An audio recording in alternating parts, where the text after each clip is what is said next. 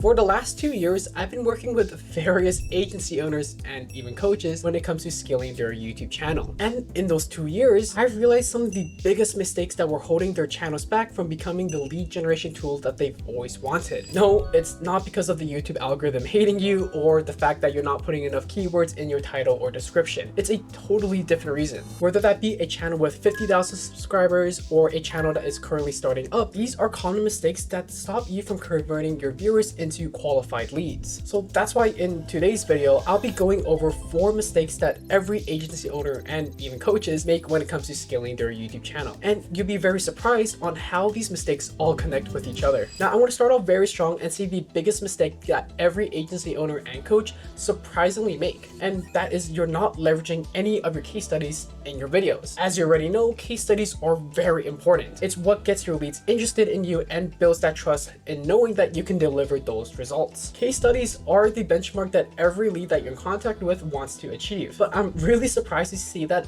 every YouTube channel that is run by an agency owner or a coach does not use any of their case studies. And they barely make any videos about it at all. They either make very surface level content or make videos with content with no supporting claims. Sure, I get it. Some of your clients might not be comfortable sharing that information, especially to their competitors, since uploading videos is quite public, but you're putting yourself at a huge disadvantage against those who are doing it. Let's use my client Sam as an example. Back in January, we uploaded a video where Sam was talking about his client George. Some weird client inception things happening at the moment. So George is a woodworker and a carpenter looking to get a lot more leads through local SEO. And in this video, Sam went over all the issues that his client was experiencing, what the solutions to those problems are, and the results that came afterwards. And because of this, another woodworker, if I'm not mistaken, reached out to Sam because of that case study he talked about in the beginning of his video. By the way, if you want to hear more about Sam's journey, I just uploaded an interview with him and talking about his experience growing his YouTube channel. So definitely give that video a watch after this video if you're very interested in it, or click on the eye icon somewhere in the top right, top left corner. But anyways, I'm not saying that you should be name dropping and exposing your own clients' internal revenue gains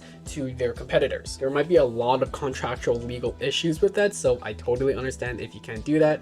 No problem at all. But there are ways to circumvent this and show those case studies. For example, instead of name dropping, you can always just show the results and keep it anonymous. A lot of email marketing creators do this exact strategy, and it works as a great method to showcase your case studies without interrupting your client's privacy. However, I would personally still recommend you to at least try asking your clients to see if you can mention them in your videos or get them in an interview. Having them present in your video is the best method in showcasing your case studies achievements. Now, with that being said, the topic about case studies leads me into the next mistake that agency owners and coaches make. And this pretty much leads to why so many channels fail at generating leads on YouTube. This next mistake I'm going to be covering is you cannot be lazy with the video structure. In other words, you need to make every aspect of your video connect with each other. When I help a lot of other agency owners and coaches, I always tell them that whatever they present as a case study or bring up as an example, you need to connect it back to every point you've raised in the video. It's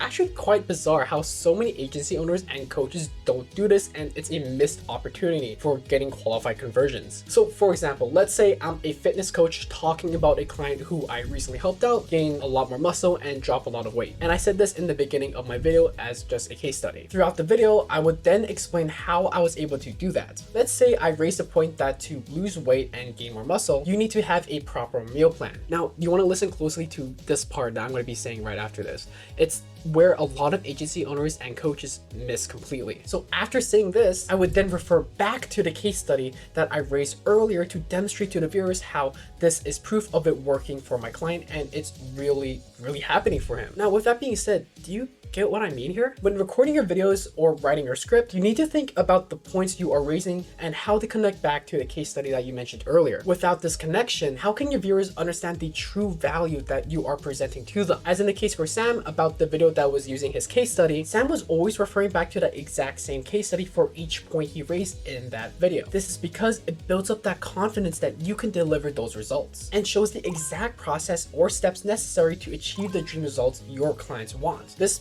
might sound quite obvious, but this is a really common issue. For example, in the email marketing niche, a lot of creators just bring up screenshots of the revenue generated through their flows. But these creators fail at helping the viewers connect the dots on how what they're sharing in the video relates to the case studies and results being brought up earlier. And that's why I'm talking about this mistake after the first mistake, because they do heavily relate to each other. However, there is a third mistake that bounces off everything I just mentioned, and it's probably something a lot of agency owners and coaches overlook. This mistake being that you need to show the right type of content to the right viewer. What I often see and hear a lot of agency owners and coaches do is either A, if they make trending videos, this will lead them to getting a lot more clients because views and subscribers equal success, or B, post videos even if the audience isn't right because they believe it still shows their skills and might catch the interest of potential leads just by luck. These two mindsets are not completely wrong, but they're not entirely right at the same time, unfortunately. So let's start with scenario A. If you're trying to generate leads for your business, why are you trying to go viral and hit viewers that don't care about your service or product? 99% of the time, these viewers won't bother to click any of the conversion links that you put in your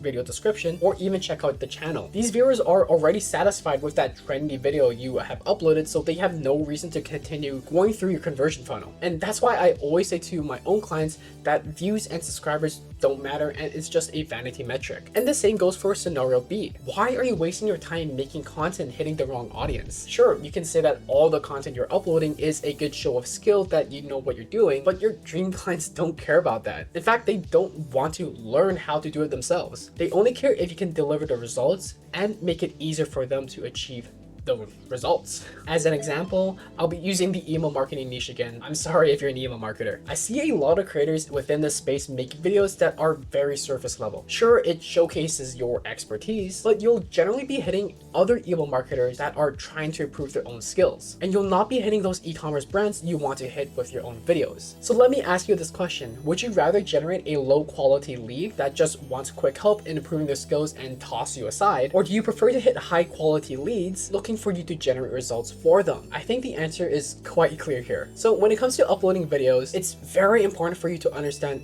who your viewers are and what they're looking for you from your content. In the case of Sam, this is why we upload a bunch of videos that is related to his ICP. Videos like how to get your contracting business past 25K a month, how to outrank 99% of your local competitors, and how to create location pages. Videos that focus on the real issues, pain points, and problems his ICP, which are these local business owners, are typically dealing with on a daily basis. Now, with that being said, there is one final mistake I want to quickly go over, and this one ties everything together. So when you're uploading YouTube videos, you can't treat your content as if someone is going to magically find it. I wish that was the case. There is a lot that has to go into making your videos work. You have to understand how to design your thumbnails and pair it with your video title, how to find winning video ideas, what's the proper way to write an engaging script, and how to present your information in the most desirable way possible. All those aspects that I just quickly listed out plays a crucial role in getting the results that you want. For example, let's say you have found a video idea you have taken a lot of inspiration from, but you don't match it with a similar thumbnail and title setup. Because of this, the video was bound to fail from the get-go. Or in another case, you wrote this amazing hook for your script, but forgot to include any case studies to back up your claims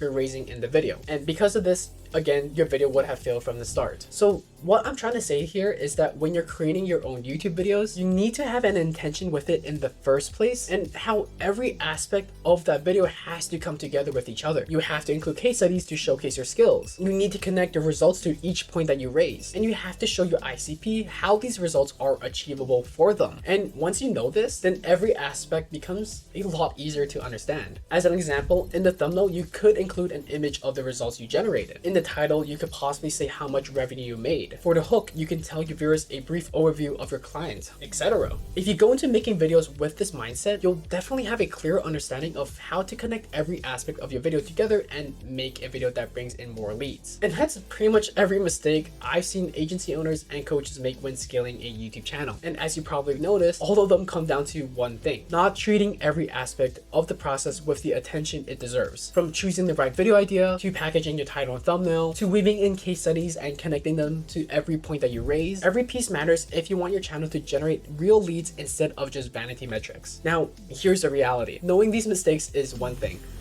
thank God I made this video. But actually avoiding them and executing a winning strategy week after week is a whole different challenge. If you don't have the time to handle this all for yourself, or if you'd rather have an expert build the system for you, then you should definitely click the first link in the video description. If you were to click this link, we can hop on a call together and see exactly how I can help you avoid these mistakes and finally scale your YouTube channel the right way. Something very similar to Sam. Because once every aspect of your content is handled properly, YouTube stops becoming a guessing game. So with that being said, you should definitely remember all the mistakes that I just mentioned in this video and go kill it on YouTube.